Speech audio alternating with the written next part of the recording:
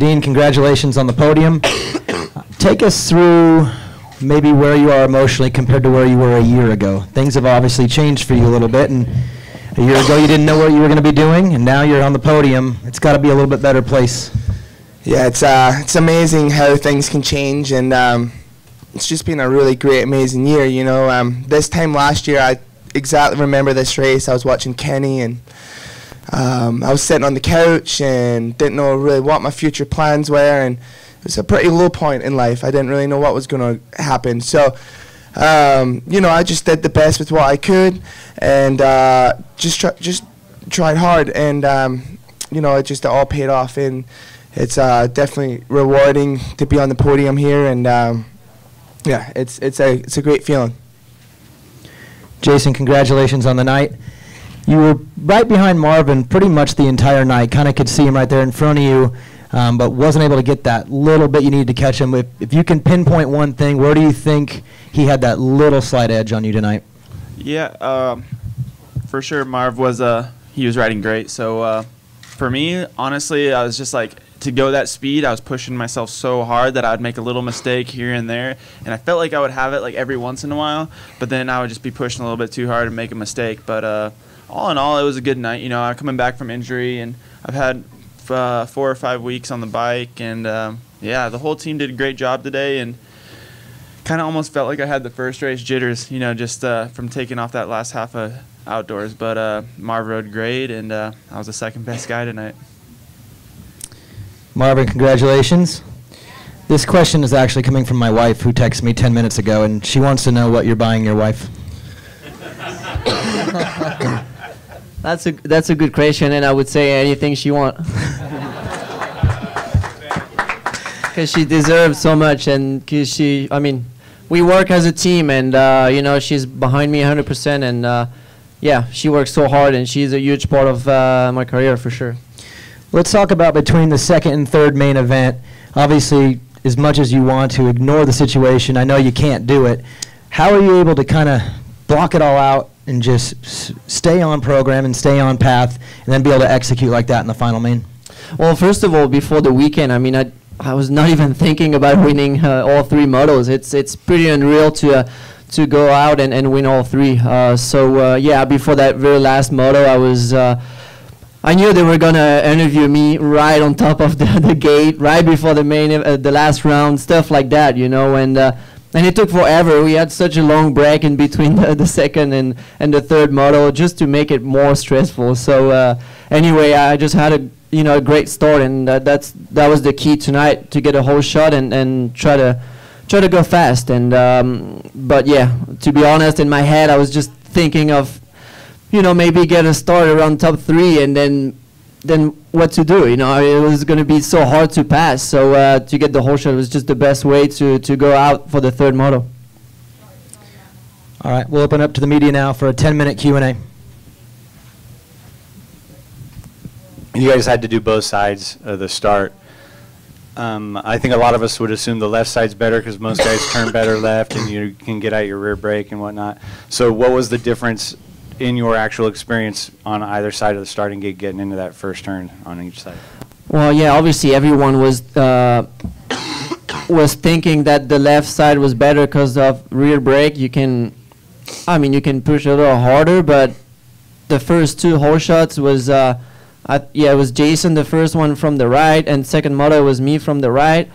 So going into the third moto, I was like, man, where should I go? And I just went left, but it's so stressful. You're like, man, am I doing making a good decision or not? But I put it off, and it was great. But I mean, this race here in Monster Cup, I mean, 3 motos, anything can happen, and especially with a split start like that. I mean, it was really intense. I mean, we bump into each other a couple of times at pretty much every single motos off the start. So it was tough. Yeah, for sure. I think both sides, it kind of threw us off because I felt like the right side was a little bit better at the beginning because I pulled the whole shot from there before the red flag. But yeah, I was kind of confused because the second one I was like, man, I'm gonna come out first. I'm gonna not let Marv have it so easy, and then he just blew our doors off. So I was like, there that goes. So it was good though. Yeah, for me on the start, I was kind of average on my starts. I think I felt more comfortable on the left. The right, there was a big not a pile up, but a crash off the start, and so I just felt more comfortable with the left. So this third moto, we could pick which side we wanted, so I went left, and I thought I had a good start, but Marv was like halfway down the straightaway. So yeah, it was good though. That my last moto was my best start, so it was good. That first moto, especially at the start, was kind of sketchy. And then to go back and have to re-rack after Bogle's crash and the red flag, how did you guys regroup and reprocess and take ahead, especially for you, because that start was kind of like wild when you guys came in and joined for the first time? The first start, I came around and there was a TV guy in the corner. I don't know if anyone saw that. That was pretty crazy. I thought I was going to clip his legs or something. So then even for the red flag, it was even crazier because we were so muddy, you know, from the track being so muddy. So it was kind of a crapshoot. Even the first one, like Eli and Marv took the Joker lane, and it totally caught me off guard. Like I almost forgot about the Joker lane the first lap, and then I was like mid-pack after, because like the whole pack took it except for me and Dean, I think. So it was the Joker lane really threw me off the first moto, but yeah, I don't know. It ended up working out. It was weird because I feel like the Joker lane, the way it is now, everyone takes it the first lap. So I almost like the other way better because I feel like you really did have to be more strategic about it, where tonight you just have to take it the first or second lap. So Jason, in that third race, if you had gotten past Marv, how awkward would your upcoming boot camp have been? I was waiting for Marv to come and wheel and deal with me to try and make it easy on himself, but he took it like a man, and definitely he smoked us. He was on another level, but yeah, I don't know. I was definitely gonna battle him hard, but I wasn't gonna, you know, make it like dangerous or clean him out or anything like that. I mean, it you know, he won it fair and square, that's for sure. Marvin, watching you after the race, that's as easily as excited as I've ever seen you. But what do you think this means for the sport? Do you think this helps elevate it, that you can come out and win $1 million at a race? Yeah, I mean, I think so, because I mean, a lot of people are watching on TV, and the stadium is a lot of people today. So, yeah, to see that someone is winning $1 million in one night at a motocross race, it's so unique. So, yeah, I think we got a lot of views, and people will be talking about it. That's for sure. So it's good for the sport. But yeah, when I crossed that finish line and when I met with all my people, you know, the team and everybody, we were all just like laughing like crazy, just like, are you serious? It's like being at the casino and just winning the jackpot. I mean, you're like, are you serious? Like, it doesn't happen, you know, often. So, I mean, when it happened like that, the way it happened tonight, it's just super cool, you know. It doesn't happen every time, so we enjoyed it, and it was super fun. I got a question. Are you going to upgrade the whip?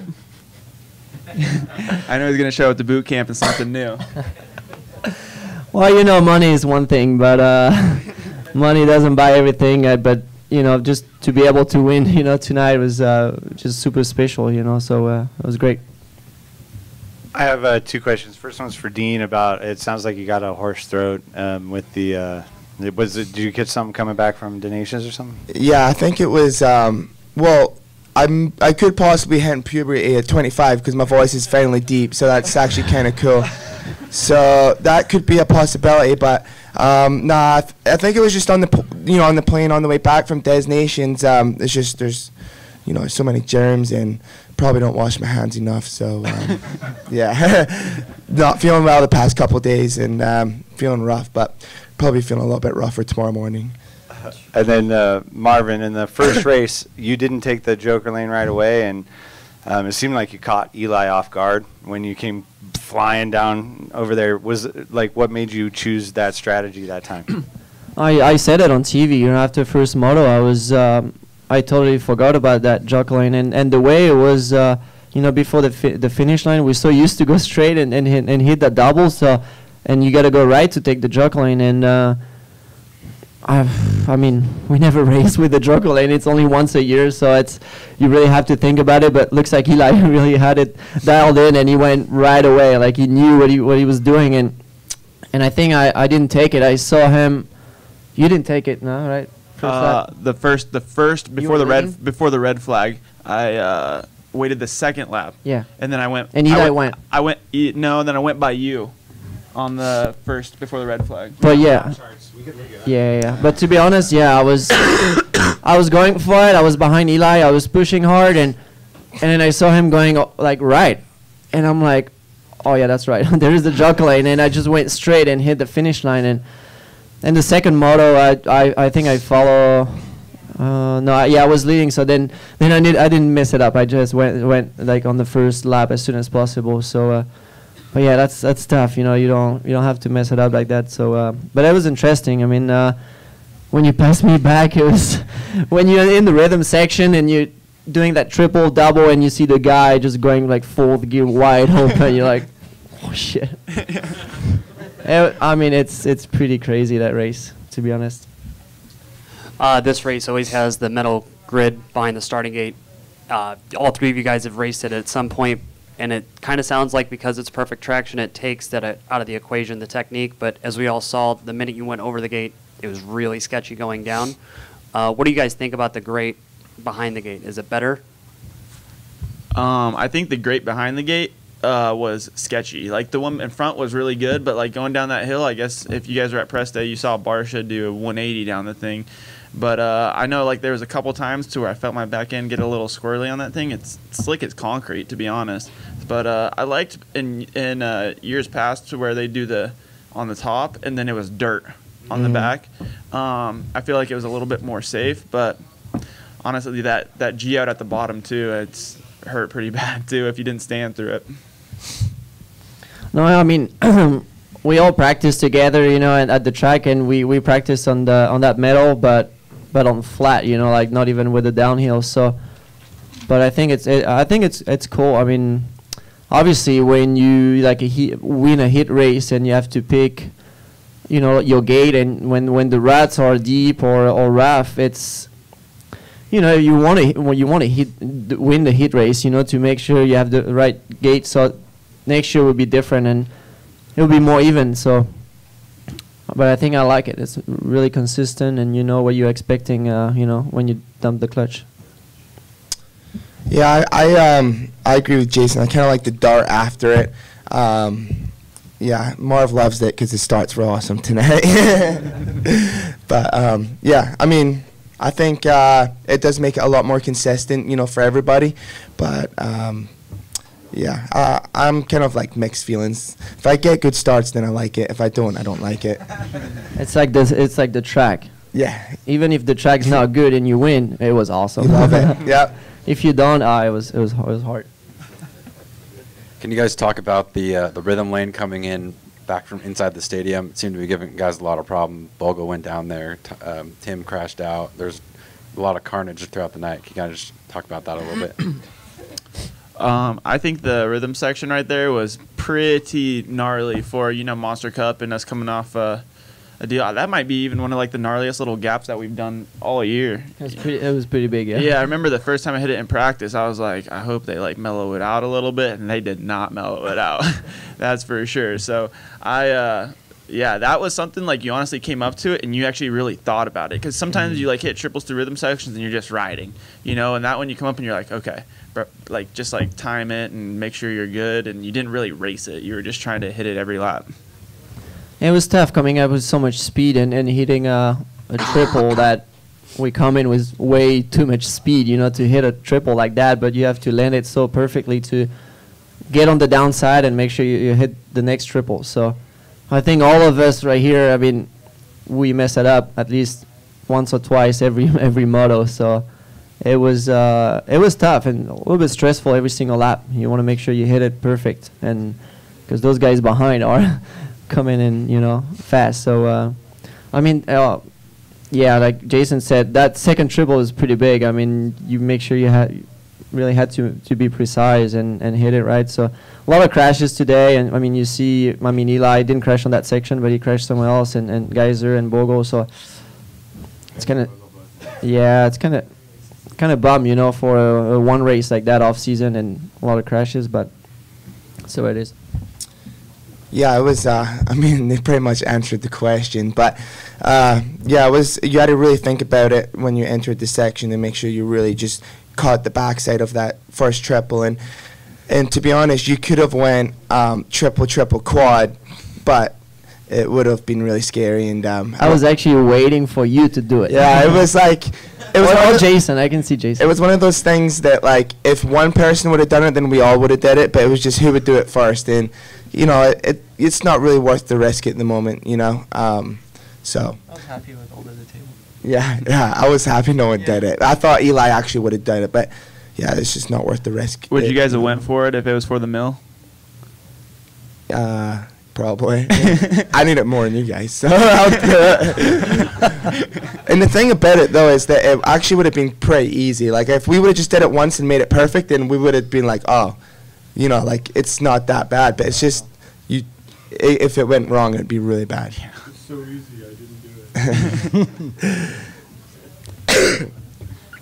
Marvin, congratulations. In terms of your biometric data, you were able to keep your heart rate pretty consistent between a range of 170 to 180 beats per minute. With the 1 mil on the line, how were you able to stay so calm? And can you attribute that to how hard you trained in the weeks leading up to the event?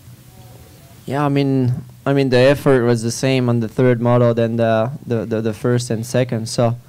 Yeah, that's why the heart rate was the same, but I don't think it would have changed anything. I mean, I was just trying the third moto. I was the exact same moto as the second one, where Jason was behind and pushing really hard, and I just wanted to keep that little gap and be consistent, because it was pretty easy to mess up that rhythm section we're talking about. So, and Jason was really fast too behind me. So. Like Jason said, we haven't been riding much, after the outdoor season. We all took a break, and so the heart rate was, the breathing was pretty high, even though it's only 10 lappers, and we were pushing super hard. So, yeah, I could definitely feel that the breathing was really high. Marvin, you've won World Championships, Supercross Championships. How does this win feel for you? What's like the impact of it, just for the performance as much as the money? Yeah, like I said, the money is one thing, but being able to win all 3 motos is pretty unreal, especially with the competition right now and coming off a break and some, just only a couple weeks of riding. It's just awesome. That race is so unique, like I said, with the joker lane and having no whoops and being so fast like that. You kind of have to make sure your bike is set up good for that race. So, but yeah, to win that race is pretty amazing. I mean, obviously, when I won my first Supercross in Dallas, it was.